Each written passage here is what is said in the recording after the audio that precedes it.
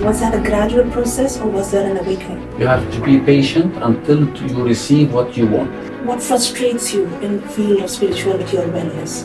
There's something here called spirituality and religion. What is your X factor within you? Forgive and forget. Forgive yourself and forget. So how did spirituality become part of your personality? Spirituality, part of my personality. Actually, it was always there. Probably it was hiding, but it was always there through family, through school, through socializing with people. So the spirituality was always there, in a dormant probably, because I was not very much active in this. Life can take you away from spirituality when you are living in all directions, spending, living, happy, so it will take you away from the culture and the spirituality. But there should be something that will happen in your life to remind you that go back to your spirituality, go back and to know who you are exactly. Was that a gradual process or was there an awakening? Well, it was a gradual process. Let us say from my teenager, when I was a teenager, I loved history. I loved to know about religions, why I am different from the other religion, what these people are thinking, what's the history behind, why. So actually in the university, I graduated later than usual because I was studying history and philosophy, and in the beginning, my major is not that, my major is business administration. So I was late. So it came gradually until I changed my place from Lebanon, my country, to UAE. In UAE, the whole story happens. The next question that I'm going to ask you is, any limiting belief you changed that during the course of your journey? Any belief that I have changed in my life, in my personal life, you mean? Yes. I'll tell you something. Being a good person, charitable and good and helping people, doesn't mean that you will not face difficulties. If you are good, even if you are good and perfect and you're doing the best thing according to your philosophy, to your religion, to the virtues, etc., but this doesn't mean that you'll not be affected by others. So if you are pure or an angel-like person, you will not be meeting same people around. So you have to be ready always, because there is something called the law of consequence or the karma. Whatever you have, you will see it in front of you. What would you like to name your life journey? And what do you like to tell your younger version of today?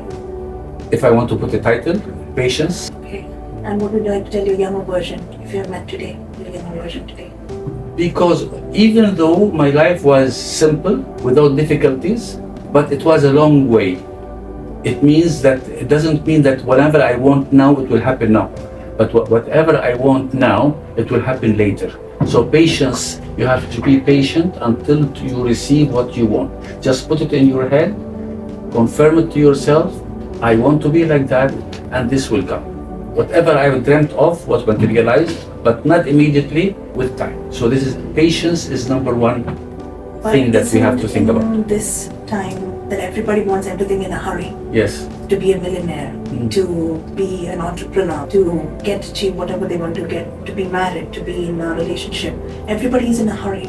Yes. This is the new method of life, this is the new way of life, but it doesn't work like that. It doesn't work. But I'm noticing that there is some more awakening in people. Okay? Now more people are on the path of enlightenment. They want to know more about their secret being, who are they, and this is a good news, because although things are becoming so drastic in this world, but we have more people looking for enlightenment and illuminations. Is that the pattern of clients that are coming to you right now? Yes. Actually, the clients I'm having today is not like what 20 years. I started this career some 20 years before. And this 20 years, some people thought it was a voodoo or magic or something like that. It was not licensed.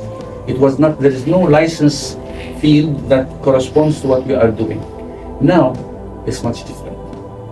Just the other day, a month ago, we had a conference on the energies, energy healing, hypnotherapy, and all. It's a conference organized by the local government here. So things are much better now. So people are more accepting this spirituality or the other part of existence. What frustrates you in the field of spirituality or wellness? It's not a frustration. Some people, they think they want to go fast in their spirituality, so they go to some kind of herbs or things that help them to feel high and feel they are in somewhere else. This is not correct. That's what I'm worried about. Spirituality comes from inside, by your practice, by your thinking, by your studies, by your intention, and that's how you proceed with your path, and you get enlightened properly. Not by using any kind of additives or any kind of things to feel you high. It is not correct. What grounding techniques do you use in order to stop yourself being affected by other people's emotions? Yes, that's a good question. Actually, we learned that we have to be independent from our clients. We are not part of his story or her story. So we accept everything, we receive everything, but we keep it way of us, as if we are seeing a movie. We are not involved. We cannot be involved with our client because we will be affected by his energy. So the way we do that is very simple. We just cut the energy link. You know, when two people meet together, there is an etheric cord. This etheric cord, sometimes it is dramatic, sometimes it is simple. So when it is simple or dramatic, us as healers, as therapists, we should not be attached or entangled with our clients. So very simply, we say cut from our solar plexus. This is the solar plexus area. So we just cut and shield ourselves, so not to be affected with the energy of our client. Can be a normal person do that with energy that they don't want with other people that they feel? Certainly, you can always disconnect from other people. You know, we are living in this society and we have relationships. Some relationships are toxic, and these toxic, and even not only relationship with your neighbor, maybe with your friend. So these toxic people can enter your energy through the solar plexus etheric cord. So this anybody can do it. We just concentrate, okay? Think about the other person. Tell him good things. I appreciate the divinity within you. We are all make mistakes. You have nothing to do with my life. You go in peace. I love you. Such a thing, such a phrase that you can construct. And when you do that, you just cut, and then feel and see and visualize that the other person is leaving, and you will feel much better. I like the sentence that you said, I see the divinity in you. Yes. Can you explain more about that? Yes, actually it's coming from the Sanskrit word Atma Namaste. Atma Namaste means I salute the divinity within you. I respect the divinity with you, because we are not body. We are the soul, okay? Every person, the body is only a machine or a container or as a vehicle, okay? The soul cannot be manifested if it's only a soul. That's a different category, that's a different realm. We are human beings because the soul is in the body. The body is temporary. It's not all with the time there, okay? After a while, the body will be sick, okay? And the soul should leave this body. So when the soul leaves the body, this means the soul is eternal, the body is not eternal. Can we have some light moments? What is your X factor within you? My X factor, well, I cannot say what is my X factor. People should say that. Well, I can say I'm a warrior. I'm a warrior, yes. I follow my ambition. I don't regret what I have done. I accept my situation, accept whatever happens to me, and go ahead. So this is a warrior. I'm a warrior in my life. Yes, I can agree that. I can say that. What is yet to achieve? What is yet to achieve?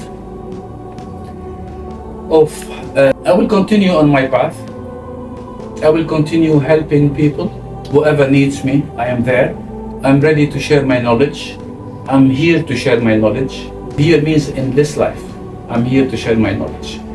And it's my duty and it's my life mission. So I will continue doing that until the last moment, until I leave this body.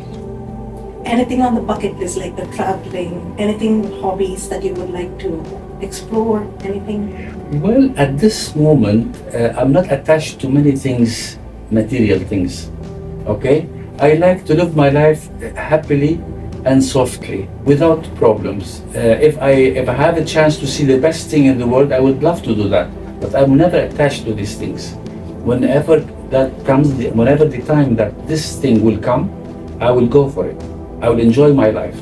I'm always grounded. I'm always grounded with my roots. But in the same time, I'm trying to be independent. I'm trying to be detached from all the pleasures. Okay, that doesn't mean that I don't like the pleasures. I like to live. I like to be happy. I like to spend. I like to receive money. I have to be successful. All these are okay, but I'm not attached to it. If it's there, that's perfect. I will do my best to keep on this track. But if it's not there, it's okay for me. What is the misconception of spirituality and what is the real version of it? Well, there is something here called spirituality and religion. These are two things which are not different, but there is something in the other. For example, a religion means you have rituals, you have to follow things, you have to follow your teachers and everything. At the end, it will take you to spirituality, but it's a long way to take you to spirituality. Spirituality is a direct contact with the higher. You want to call it God, you want to call it Brahman, you want to call it whatever you want to call it, okay? The direct connection with the higher is called spirituality. All the religions with different ornaments, with different decoration to reach this spirituality. Okay, so you may not be spiritual if you go to the temple or the church or the mosque every day, or if you pray 20 times a day, whatever. This is not spirituality, it's a ritual. Spirituality, when you see and you notice that your heart is open, you are talking to the higher self and the higher power that made you exist. Anything to take away from this conversation? You would like to say anything to the audience? Yes, I like to say to people, forgive and forget. Forgive yourself and forget. We are all do mistakes. Forgive yourself if you did a mistake, and also forgive others. So always feel that you forgive and forget, and then you can live happily without toxins, without problems in your heart, without keeping energies of others. So always forgive and forget. Thank you.